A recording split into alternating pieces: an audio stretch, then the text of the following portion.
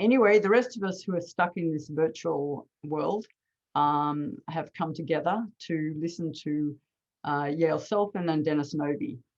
So it's a great pleasure to introduce Yael to everyone today. I taught Yael when she was an undergraduate at UCL, and now she's chief economist at KPMG in the UK. So think of that.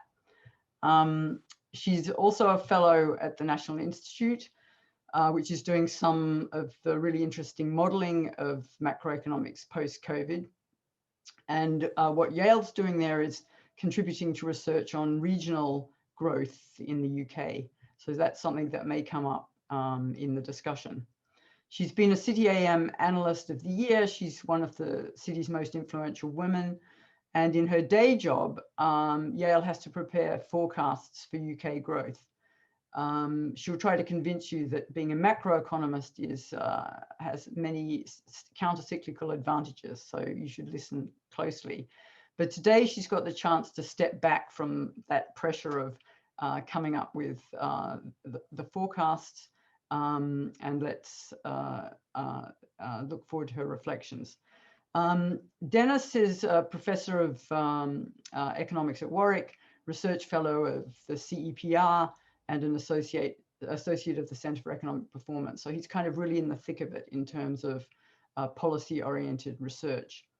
He's on the Chancellor's Council of Economic Advisors, has given expert advice on trade deals, including Brexit. So the UK is in the kind of heart of this, this storm, the twin shocks of COVID, which was a shock to all of us. And then there's the, if you like, the self-inflicted wound of Brexit. And he's the perfect person to shed light on the macroeconomic challenges that they provide. So I'm going to stop there and hand over for the rest of the panel discussion. Thank you so much, Professor Carlin. And my name is Yash, and I will be sort of asking the questions and sharing the event. And okay, I think we can get right into it. So the first question I had for the two of you, and this is a common question, is regarding COVID-19 and the impact the pandemic has on our understanding of economics. So the common question is, what, in your opinion, is the most important thing we have learned from the COVID-19 pandemic about how economies work? And what are some improvements we can make in light of this learning? And this question first I'll ask to Yael. Okay, thank you. And thank you for having me here today. It's a real pleasure.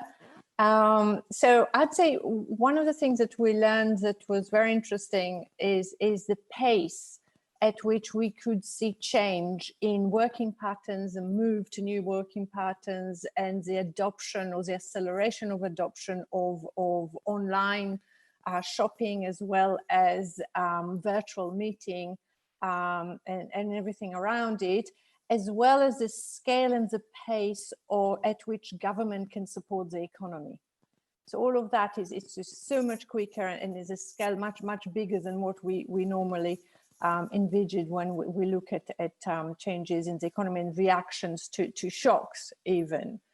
And in terms of what we can learn in terms of improvements, I think, I mean, there's definitely this, and I'm sure we will talk a little bit about it later on, is the shift to potentially better working patterns and better patterns of interactions and tools that will make us more productive, as well as improve our welfare more generally. And obviously you want some sort of a mix. So we have adopted certain things that we would probably want to keep, and certain things that we probably want to go back to, or just change things around it. So I think that's been really helpful.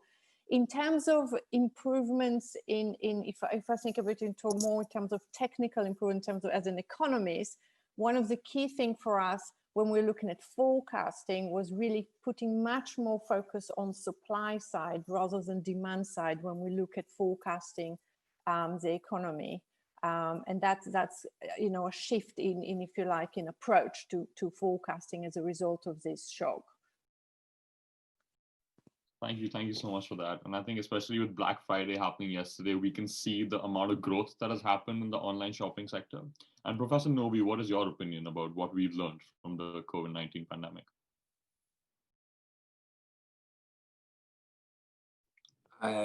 Yes, hi. Well, first of all, I would just like to say thank you to the organizers, to the entire team. It's been done very, very efficiently and impressively. This is fantastic. And also thanks to Wendy for the kind introduction. Now, what do I think is the most important thing we've learned about COVID? And there's so much, but one aspect that I think I would like to single out that perhaps doesn't get as much play in the public debate as it should is this issue of social consumption. So if you think about the economy, right? I mean, I guess a lot of people who are listening now study economics, and we think about economics as, you go to the market and you buy some apples and that's it, right? Now, obviously there are lots of markets exactly like that, but the pandemic has really highlighted that a lot of the consumption that we do has a strong social aspect. Restaurants, and going out, even shopping itself as an act. A lot of the services that we consume have a strongly social component. Travel is perhaps the most obvious part that has been affected. And I think that is an issue that is very, very interesting, and it probably deserves much more research. It's probably an area of economics that hasn't been as studied as much as it might have been. It also has natural links to other areas of social sciences. Social anthropology, sociology, politics, and so on. So I think that's something I'm very interested in. And I'm also interested in how it seems to me forms of social consumption have been quite separated or separable from other forms of consumption. If you just think about jobs, I mean, people who work in restaurants or in the travel industry, they have lost their jobs or they're furloughed or they don't really have much to do at the moment. But other people like, professors at universities, Yael, I mean, we continue to work. We just work from home. And it's actually quite remarkable how you can almost take a knife and cut sharply amongst the labor force who can still work from home, almost 100%, as Yael was pointing out. It's amazing how quick this adjustment has been, and who cannot. I think that's a really interesting aspect that COVID has highlighted. What are some of the improvements we can make? Well, this is not just economics. I think the most important lesson for me so far has been that there's a false choice between doing something for the economy and doing something for the health of the population. I think if we fight the virus, which is obviously good for people's health and fewer deaths and disease and so on, that is also good for the economy. And if people say, well, we have to stop the lockdown because it's bad for the economy, well, that might be true in the very short run, but it's not going to be good in the medium run. And there are amazing examples across the world that have demonstrated this. Look at Taiwan, look at New Zealand, and big shout out here to the Caribbean. I don't know whether we have people here from the Caribbean. Barbados is another example of a country that has done exceptionally well. It's not discussed in the UK media. And if you look at the details there, what the government has done with relatively limited economic means and combining that with public health, it's absolutely extraordinary. And it puts North America and Europe into shame. And I think we can learn a lot from that. Well, thank you so much for that. And just to follow up to that, I was reading that the UK and the US are two countries that were most equipped for handling the crisis in terms of healthcare.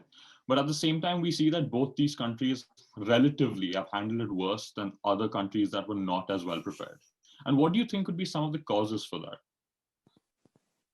So, I mean, let me just start. I think what we had in the UK that was very good is the government response in terms of the furlough scheme and the support, and in the US as well, in terms of the quantity of money that was poured in a different way, because they did a different way of bringing money to people.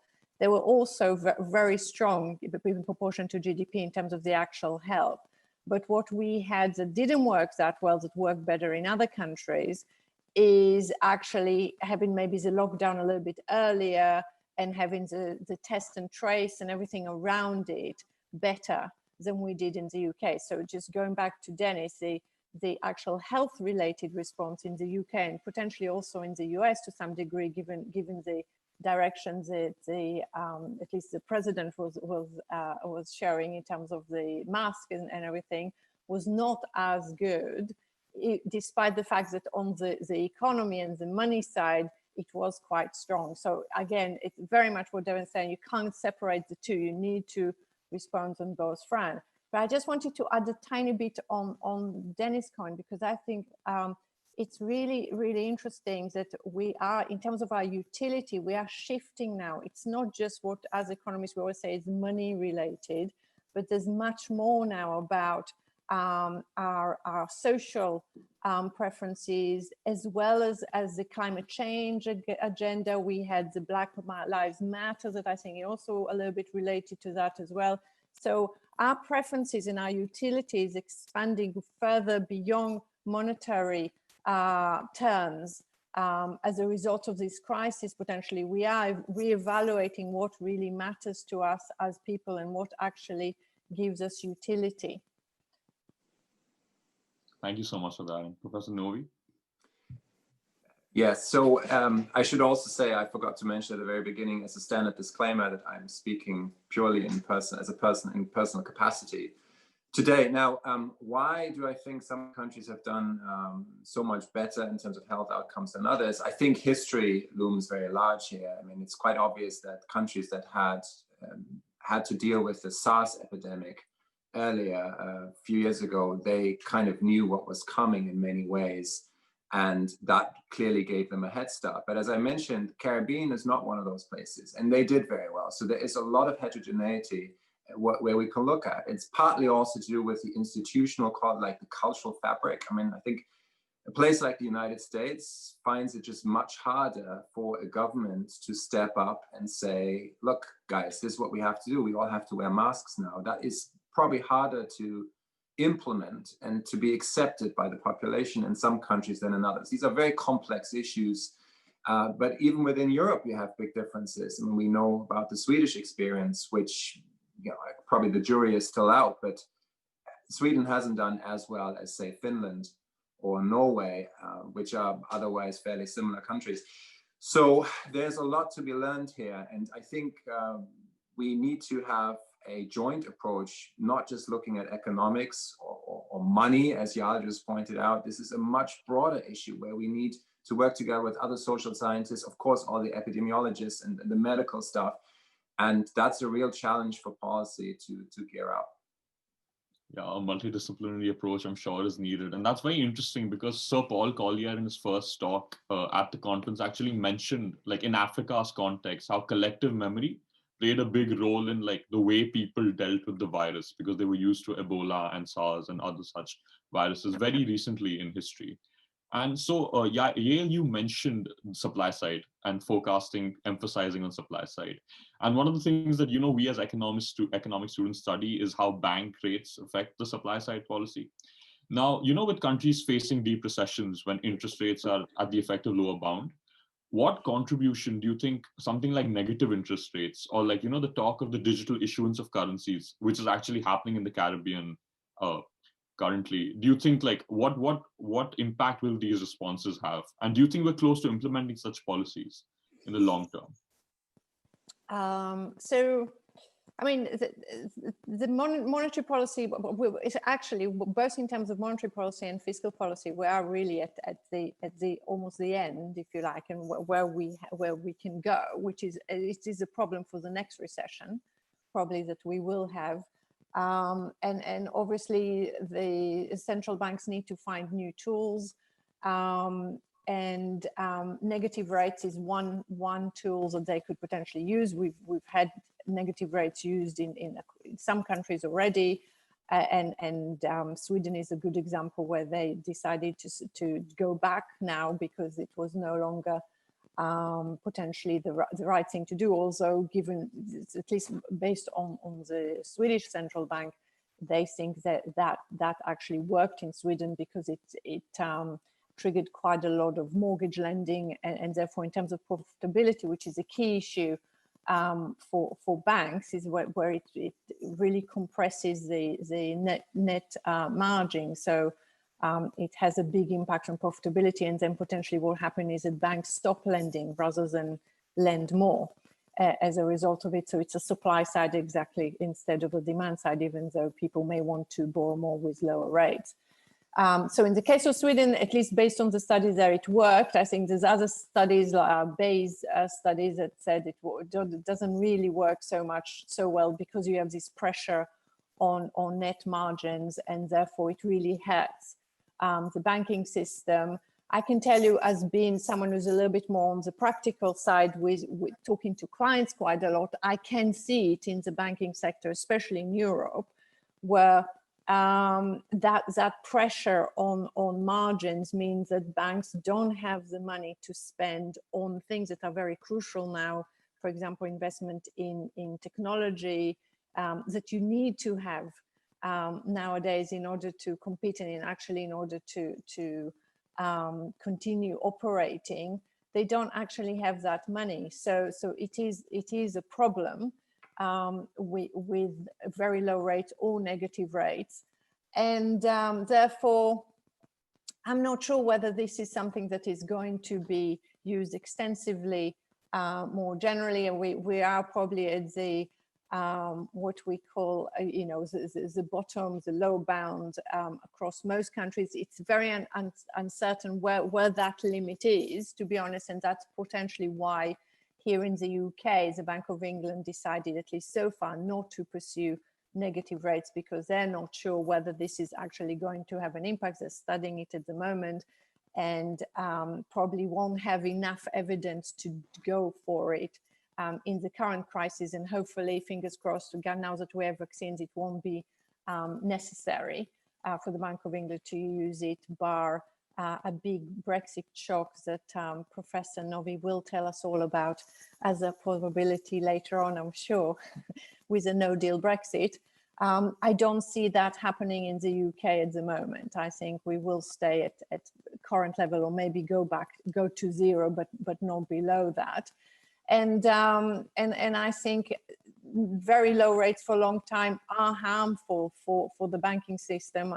And I think we need much more consolidation in the banking sector in Europe in particular, not so much in the UK. There are certain sectors in the banking sector here that we still need some consolidation, because you need to have enough resources to invest in the infrastructure and the digital infrastructure that is required nowadays to operate. And there's a lot of competition. So I think we'll need to find a different tool, and it is quite possible that we will need to have a more active fiscal policy, which is what central banks have been calling for, had been calling for until this recession. Unfortunately, now we've used quite a lot of the potential ammunition we had left on the fiscal side as well, although there's probably a little bit more room. So we're stuffed, really. And we'll need to be very imaginative as to what we do next. Personally, I think the jury is still out there as to what else can be done by central bank. On digital currency, just very briefly, I think the key problem with that, just as with negative interest rate, is that as long as you have cash in operation, when you go to negative interest rates, people will just withdraw the deposit. They'll just hold cash. Yeah, so it is less effective. It's only effective to have potentially digital currency or even negative interest rates more generally when you don't have cash. So you need to bear that negative rate, and that would potentially encourage you to spend more. Otherwise, there's a limit as to how much any of these potential, new approaches will actually do cause a significant stimulus to the economy. Thank you so much for that, Professor Novy. Well, you mean on the question of interest rates and how it might affect? Well, I don't have much to add here to what Yael was saying. That we're in an area of negative interest rates now for, I think, demography reasons. And I think that's very, very important to keep in mind. Secular stagnation is often a word that people use in that context. It just means that for largely demographic reasons, savings are very, very high, and therefore, interest rates will be depressed. And that's a trend that we've been seeing for decades now. Actually, it started already in the, say, 1990s, easily traceable, arguably much earlier in Japan. And there's no reason to believe that that will change anytime soon, because demography is fairly easy to predict, unlike a lot of other variables in life. So I think that's a permanent state of affairs that the global economy will have to deal with. And it means actually has a big impact on fiscal policy. I mean, just yesterday I saw some data for Germany, where of course government debt has risen sharply, as pretty much everywhere else in COVID. But it turns out the German government is making money with their government debt because negative interest rates. Right? So actually, I think they made 1 billion euros of revenue from negative interest rates last year alone. I think that was roughly the number. I don't know the details beyond that, but that is really important to keep in mind. You know, this question of sustainability of government debt, and traditionally what people look at is the debt to GDP ratio. Now, that is a very useful measure in so many ways, but in some other ways it is actually so not. So first of all, about the debt to GDP ratio, I think history is another area of economics where we could do a bit more with. I mean, if you look at the time series of debt to GDP, it was 200% or so for the UK after World War II. And in fact, that debt has never been paid back, and it never will be paid back. The simple reason is you just keep on growing out of that, right? So the debt level or the stock of debt might keep on rising over time, further and further. But as long as the economy is rising even faster, which historically has been the case after such major shocks like World War II, then you're actually fine. And I think that picture is very important to keep in mind. Specifically for the UK government debt is exceptionally long-term compared to other countries. So a danger of a sudden spike in interest rates from wherever that may come, who knows? I don't see an obvious reason, but if it did, the UK would be less affected than other countries. And then, on the measure itself, well, we have to look much more at precisely the maturity of debt. How much are you exposed to short-term shocks? And we also just need to think about demography and those sort of assessments. So this debt to GDP ratio measure is maybe a little bit outdated, and it's still useful. And I think we should continue to use it, but we probably need to supplement it with further views. And then finally, the old issue, you know, the government is not a household, right? If you run up debt and you keep on running up debt, it's a problem. Right? You have a big problem. I would not recommend that as a sustainable strategy for any personal household. It's not going to work out. But a government is different because, you know, even if individual people die, the government will not die, right? Long after we are all dead, probably the UK state will still exist, or there will still be a government in this place. And that is absolutely essential to understanding the dynamics of debt. And that point is often lost in the public debate. And I think that's exactly what modern monetary theory argues, that the government is not a household. And Yael, do you believe that the debt is sustainable, and what impact will this debt have in the long run on economies around the world? So I agree. I agree with that to some degree.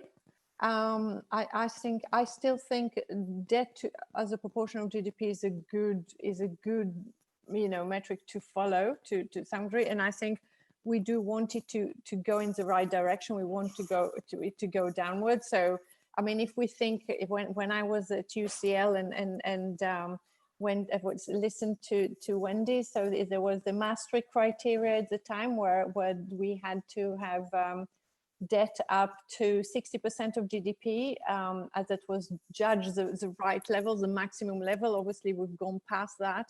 And we are at an era where interest rates are going to stay low for much longer, and therefore this is more affordable. And obviously, ultimately, I make the analogy that is more like for private sector. When you look at an investment, like any investment, if you accrue debt for something that will give you a stronger growth than what the cost of the debt is, it's worthwhile because, as Professor Novy just said, I mean, the GDP element of that equation will grow faster than the debt ultimately, and that's fine. So as long as we get a debt that is invested in stronger growth in the UK, and we actually sought out to try and address the productivity issues in the UK, that sounds absolutely fine. Or alternatively, we're using that debt to try and protect the economy in times of crisis, and therefore try and protect businesses that otherwise are healthy from being lost.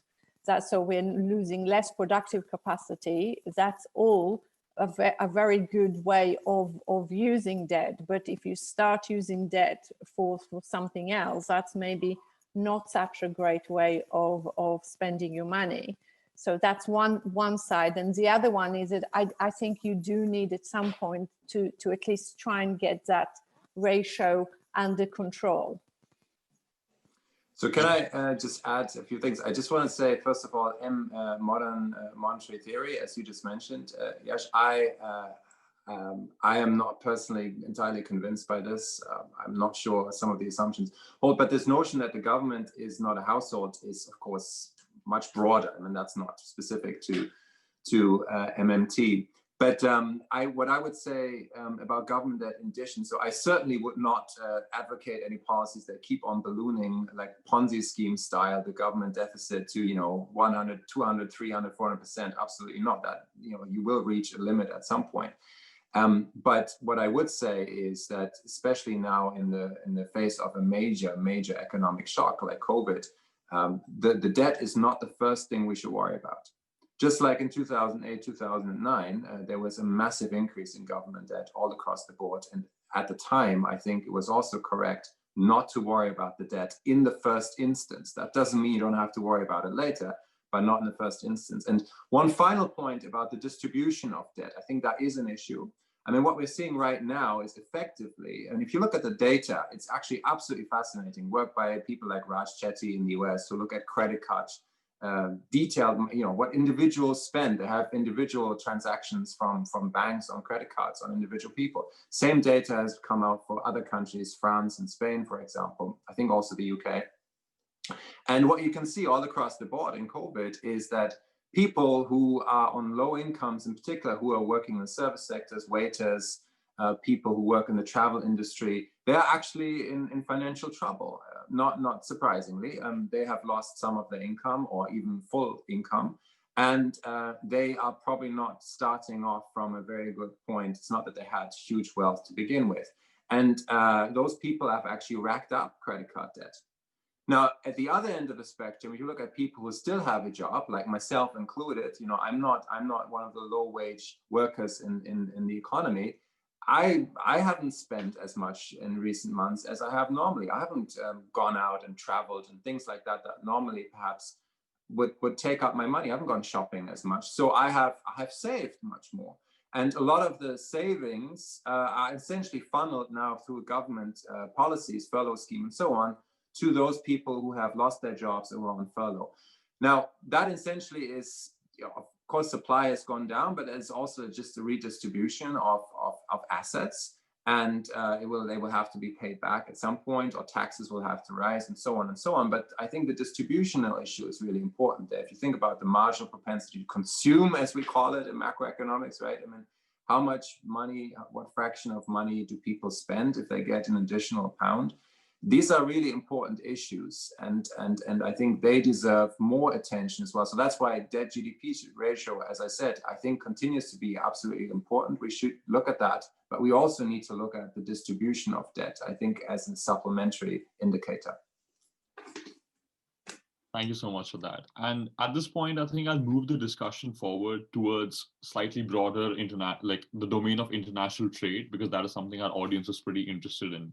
So the pandemic has also had a huge impact on supply chains, and there's been talk of a lot of deglobalization going on with like countries like China, who's recently announced a 5-year plan and it's said that it's focusing on domestic consumption now. And what, in your opinion, Yael, will be the long-term implications of the COVID-19 pandemic on globalization and international trade? And along with like countries announcing that, we're looking inwards, we also, on the other end of the spectrum, have like free trade agreements such as the RCEP being signed. So what is your opinion as someone from the industry on this matter? Yeah, that's a very interesting question. So I think there's two elements to this, and I think there's the politics that came before that. That we had the Brexit, we had election in the US that were somewhat related to that, where we had a bit of a backlash of voters that were unhappy with the way things were going, and that translated into more inward-looking policies in relation to trade, in relation to international cooperation more generally. And I think that is probably, I'm hoping that has probably peaked. And with the elections, the new election in the US, we're seeing a little bit of a reversal to that. And I think also if you look at the mood in countries like the UK, I think that would potentially have died down a little bit. So I think in that sense, we will probably see a little bit more a renewed international cooperation in trade with the new administration in the US, and I see the path going a little bit more positive going forward. On COVID and the pandemic, I think the initial reaction of businesses, especially the ones I've been speaking to over the last, God knows, 6 months, has been very protective. Or we need to bring in everything and we need to be able to control our supply chains much more. But actually, this is really a false, it's really a false defense, if you like, because the thing is that if you're bringing all your eggs into one basket, into one country, I mean, if you have a huge pandemic or something in your country, you're worse off. I mean, what it taught us is that you do need to spread geographically, to hedge geographically more than previously. You can't just put all your supply chain in one country or one region. Which means that we're just going to become even more international in the way trade goes, rather than less. Yeah. So that's, I think a lot of companies, especially the largest companies, would catch on to that approach. The only thing is that what this crisis has done is probably put quite a lot of pressure in cash terms on businesses. So when we look at the strategy of companies for the next 6 to 1 year, it's very much a defensive one on cutting costs rather than expansionary ones. So what we're likely to see is less of an expansion, even in terms of a supply chain in the short term, and much more of a short fixes and trying to just get things under control. As opposed to exploring new avenues and being a little bit more imaginative in terms of where you put your production. And this is going to be a more gradual thing. So just to summarize, I'd say the pandemic has taught us that we live in one world ultimately. We need to cooperate in terms of the ways to eradicate this virus, and we need to cooperate in terms of trying to get our supply chains as resilient as possible. But I think it will take time for us to get to that place in terms of the physical changes in supply chains, because companies won't prioritize it. They'll just try and get things short fixes in the next year or so. Thank you so much for that. And I think the notion that by trying to protect yourself by moving everything to your country or a country that increases risk is something that's pretty interesting, because that's completely anti to what people have been arguing for, deglobalization. Professor Novy, what is your opinion? Yes, so this question is closest to my heart since my research area is mainly in trade and international economics. So this is obviously the topic I love. Now, what I agree with pretty much everything that Yael was saying. What I would say here is something about history. Now, if you look at the big movements of the ups and downs of international trade over the last 150 years or so, it's quite instructive to look at history and see what happened. Now, let's start with the most recent period. We've obviously seen in recent years in a very prominent way a conflict between the United States and China in particular when it comes to trade. And I'm sure lots of people in the audience will probably be quite interested in that. Now, if you look at the media coverage on that, people will say, okay, this is because who's currently in the White House and so on and so on. It's actually not quite true. I mean, if you look at the recent US trade policy history, it goes way back. I mean, certainly to the Obama years, but already prior to Obama. You can argue it goes even back to NAFTA, that there was in the 1990s already, that there was a major shift in some quarters about thinking about international trade. So it's also true, actually, if you look at the UK. Now, obviously, Brexit is the big topic of the day, right? We've talked about this now for years and years and years. Now, in the 1930s, we had a massive breakdown of international trade in the wake of the Great Depression. And the UK also had a big reorientation of trade away from, say, the continent towards the empire at the time. And people, again, pinned it at the time, oh yeah, it's the 1930s, we've just gone through the Great Depression, this is kind of what happens, you have a major shock. It's not true either. If you look at the reorientation of British trade, it really kicked off, probably fair to say, in World War I. And as so often, most reasons are due to war or military considerations. The British Army at the time was very concerned about military supplies. So that was one key reason why British government policy veered much more towards trading with the Commonwealth or empire as it was at the time. And the roots of that go even further up into the 19th century for British trade policy. So my point of all of this is the fact that we're seeing a reorientation on US policy and also in China with RCEP, with China has now been a key member of this new agreement with ASEAN countries, Australia, Japan, and so on, a few others. These have deep roots. And I think what we're seeing is the emergence of new trading blocs. The WTO era seems to be in difficulty. This is not a new insight. Since 2001, ever since China joined, it's been quite hard to make any additional progress. Again, so there you go, there's almost 20 years of very little action. So we're going to see, I think, an emergence of new trading blocs, perhaps China-centered on one end. The United States, under Obama in particular, wanted to contain China through the Trans-Pacific Partnership, but then Donald Trump left it. It was one of the first things he did as soon as he entered office in early 2017. And my guess is we're going to see that again. And the United States now under a new administration will try to resuscitate that idea of containing China. But rather than doing it alone, they will want to do it together with their allies in North America and Europe in particular, possibly also Australia. We've seen lots of tensions in recent months between Australia and China. So that's how I see the bigger picture. COVID is, in the longer run, it might sound weird to say, but actually just a blip in this. I mean, COVID is a short-run interruption, deep, obviously, and lethal for many, many people. But when it comes to international trade, I think, if anything, it might speed up some of the trends that already pre-existed. This is how it usually happens in the world of trade, in the history of trade. On supply chains in particular, I would agree with Yael that, I mean, you could almost invert the issue, right? Lots of people have said, oh, deglobalization and supply chains are in trouble and globalization is over the way we know it.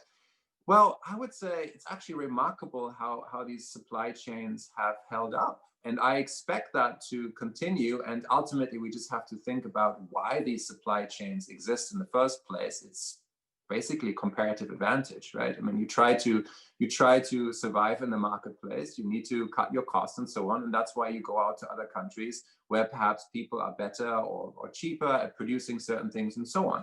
And I don't see a reason for that ending. The big story of the future here will be trade in digital services, right? I mean, the classic example is an X-ray is taken of a patient in a hospital in Leicester, and it's sent over electronically to India, and you have a radiologist in India who reads the X-ray for a fraction of the cost, and that puts a radiologist out of business in the UK. Actually, that example is almost outdated because now computers are much better at reading X-rays than humans could ever be. But leaving that aside, how's politics going to react to that? I mean, you can see some early signs of that in Switzerland. Switzerland is making it ever harder to even allow the export of medical information. So if a patient gets examined, X-ray or something like that in Switzerland, there are movements to actually ban the export of those data. You couldn't send this off to India. And that's, obviously the reason is protection, right? You want to protect your health sector and so on. That may be good or may not be good. That really depends on the detail. These are some of the big issues we will see. And just to finish, and I'll stop, Fukushima, you might remember the earthquake from 2011, right? So a story here is about one of the major Japanese car manufacturers and supply chain. So it turns out one of them, and I can't remember which one of them, but one of the really famous major Japanese car producers, they had a plant or a supplier in the Fukushima area for paint. So it turns out this paint supplier was, well, they couldn't deliver anymore because of the earthquake. They were out. And that held up car production because of the paint at the very end. And what they have done now is, what they have figured out, it's often not just the supplier that they buy from, it's often the supplier of the supplier. So whoever supplies the stuff to the paint producer might also be a problem in the chain. So what they're trying to do now is diversify their supply chain so that they have maybe a secondary or a third paint supplier that they could fall back on in case of trouble. Now, I think that will happen, call that dynamic efficiency. You just want to be ready for unexpected events, but that's costly. So I think that will be the trade-off. Yes, you want to be flexible and resilient, as people sometimes call it, in a dynamic efficiency sense, but it's also going to be costly, and competition will try to keep that in check. Thank you so much for that. And I think that's all the time we have for like pre-prepared questions coming from us. And I think we can open the floor up to the audience. So is there anyone in the audience who wishes to ask a question? If so, there is a raise hand function at the bottom of your screen. Zoom should have a raise hand function. You can just click that and I will unmute you. So if there are any live questions, you could raise your hand right now about anything that was said. Okay, seeing none right now, I'll move on to questions from the chat. So actually, no, Amru has a question. So Amru, I will allow you to talk. You should. Hello? Hello? Yeah, you're audible. So it's directed for Dr. Yael. So you mentioned that it is possible that the new administration would resuscitate a lot of the damage done in the previous administration. I'm talking about the United States. Is there any way, I mean, particularly about China, because is there any, okay, so the question is, are there any moves that are going to be preserved and not try to be reversed? You know, particularly about China, because it's seen as a national security issue, or even other examples.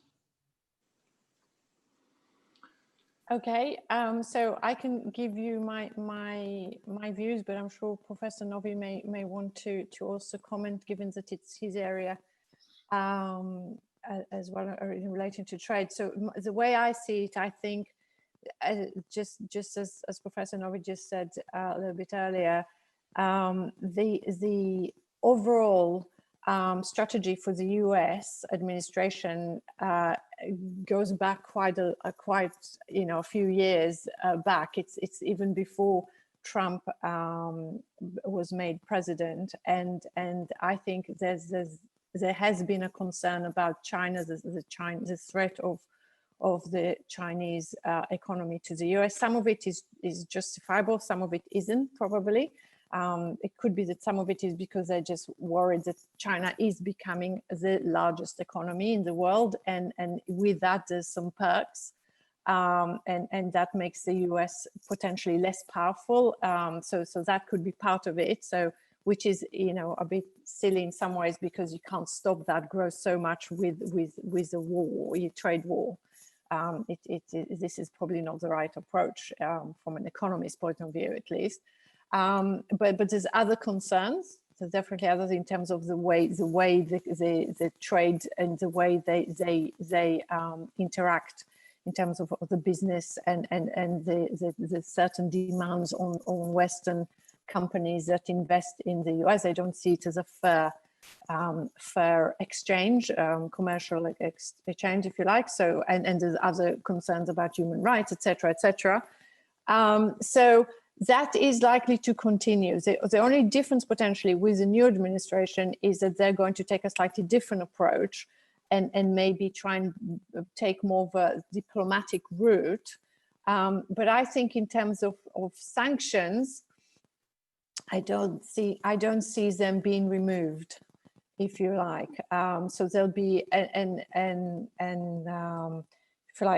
there'll be a move to try and resolve things more diplomatically, and but there won't be a big change in terms of the direction where we're going.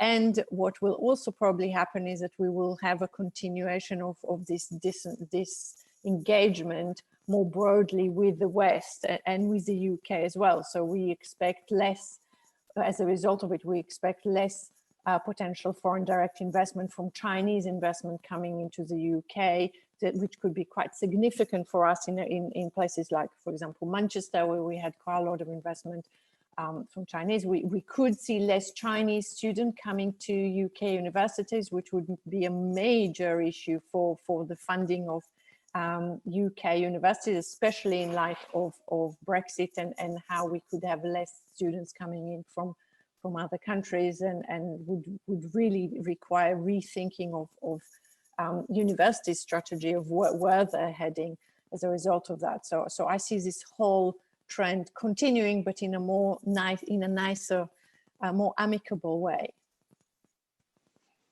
Thank you for that. And Professor Novy, would you like to comment on that? Yeah, so I think it's a very good question. So what I would say is, kind of building on what I said earlier, we mustn't forget there are long-run issues here in the background, and they don't change just because Donald Trump is elected president or Joe Biden is elected president.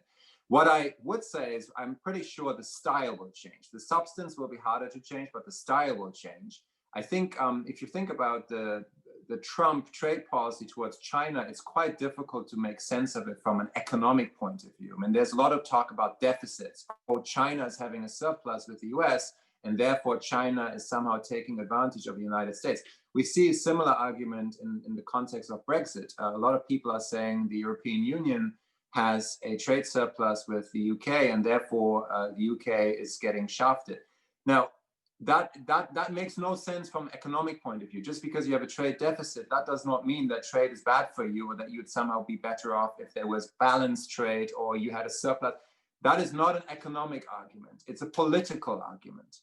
And that's probably the best way of understanding trade policy in the United States over recent years. It was mainly to show up political support.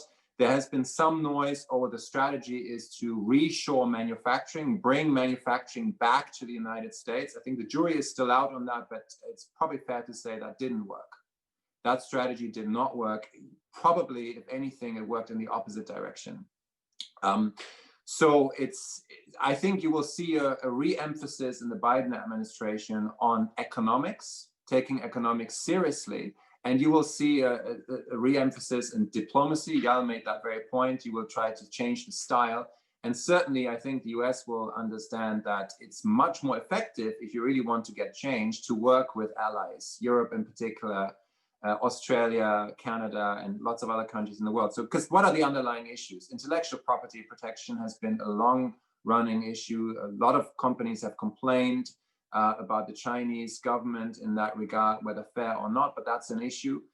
State-owned enterprises, their role in China, that's also a WTO issue. I'm not saying which side is right or wrong here, but these are the issues, and I think the United States will be best served in their current, in Joe Biden's administration, by joining up with other countries, and I think Europe in particular is ready to do that. Thank you so much for that. And now I think I'll take the most upvoted question from the Q&A box. So Mahareen asks, do you think the distribution of government debt in the UK has been allocated effectively to curb negative COVID-19 effects on the economy? So Yael, would you like to take that? So I think for a start, I think we need to bear in mind that we still don't have the full distribution, in the sense that there's quite a lot of loans that will potentially convert into grants. So there's still more that is hidden in the numbers. But if we look at the where we are now, I mean, obviously there's been a little bit of waste given the urgency of trying to procure things. So it wasn't all done, the best value for money in that sense. But I don't think we had much choice, and you could just argue of how good those things were done. But in terms of the actual programs, I think the furlough scheme, which is a big chunk of it, was a good thing.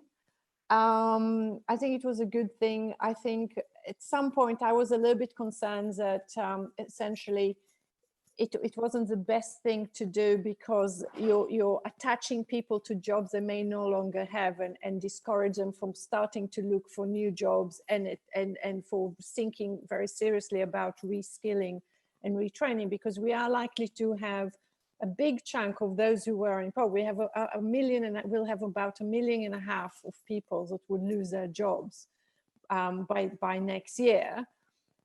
A lot of these jobs will not exist in these sectors anymore. So we're thinking about, if you think about high street retail, etc., that's not going to be there. So they will need to start thinking about moving to a different sector.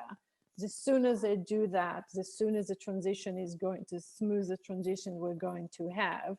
And having them in furlough schemes is not necessarily the best way. But we are restricted by what government can do in a short space of time. So in that sense, I think that was good, because it cushioned the income of mainly, as Professor Novy said, vulnerable people at the lower end of the income distribution. So I think that was very good. And then in terms of funding, I think at least to some degree, the loans and the postponements of some of the taxes has helped businesses to hold up while they had to shut. So we managed to preserve a big chunk of the productive economy as a result of that. So I'd say overall, it was fairly good, yeah. Thank you so much for that. And before I ask Professor Novy to comment on that, I just wanted to ask if I could take another live question after this, because there are quite a few people on call, and if you have like 5 more minutes to spare over time, if that's okay. Okay. Yeah. So Professor Novy, would you like to comment on that? Yeah, so on government debt, I mean, in a very narrow sense, government debt is not distributed in a way. I mean, the government holds that debt, and it's held jointly by the state or by all of us. The question, of course, is I think meant in a wider sense, how we're going to pay back that debt, or how is fiscal policy in terms of redistribution. And I think that's an important point to keep in mind. So right now, a lot of fiscal policy is geared towards the furloughed people and people on low incomes. And I think that seems that's the obvious right thing to do. How long that will continue is another question. I think it's important to look at the people who suffer. So Yael pointed out the ones who work in, say, hospitality and those industries that have been shut down. Now, we also, I think, have to think about young people in particular. So we know that there are what's called scarring effects. So if you are young, and I guess a lot of people listening today, right? I mean, you are now students, but probably soon, hopefully, trying to get out there, trying to find a job or go on with your lives. Now, the effect of COVID is particularly hard on precisely you as a generation. And I think that's what we have to worry about. Lots of school kids now are missing out. And that's a very strong redistribution issue. Is those kids that don't have parents at home who can help them, or who otherwise are perhaps in schools that are not dealing with COVID very well.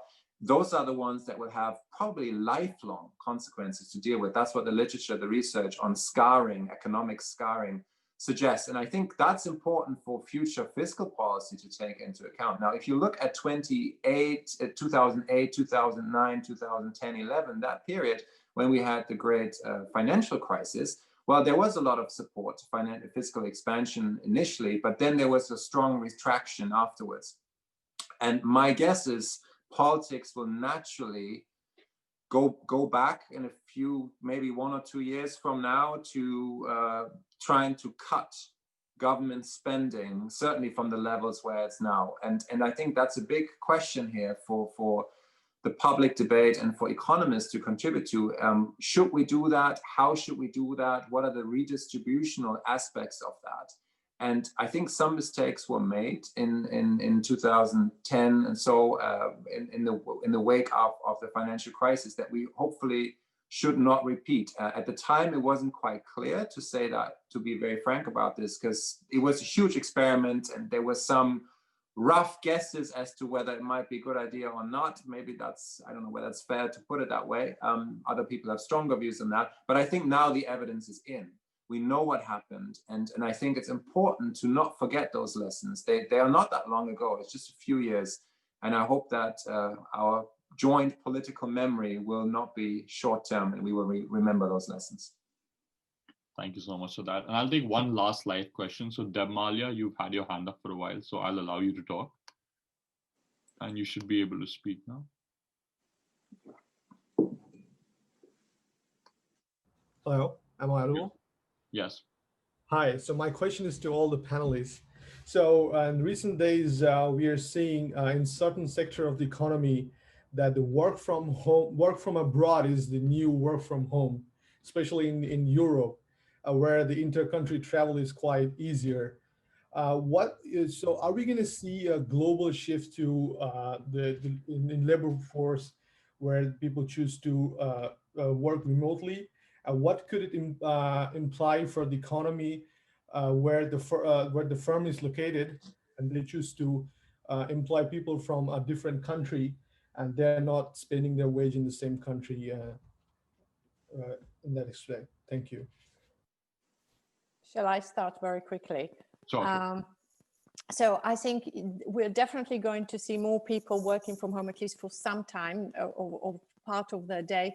We're probably going to see less of that movement between countries, and part of it is because tax regulation that is actually not that straightforward, and part of it is because of risk for companies, that they need to know where the workers are, and there's like data security issues, etc., etc. So what it's most, and also part of it because we're still likely to go back to the office 1 or 2 days a week, because there's certain things like what we call like the water cooler effects, where we interact physically, that are very beneficial for the interchange of ideas, as well as mentally for people to interact with the co-workers. So what is most likely to be is that we will have people potentially living a little bit further from where they were now, so more in the suburbs or a bit further, because they can afford having a slightly longer commute if they don't need to commute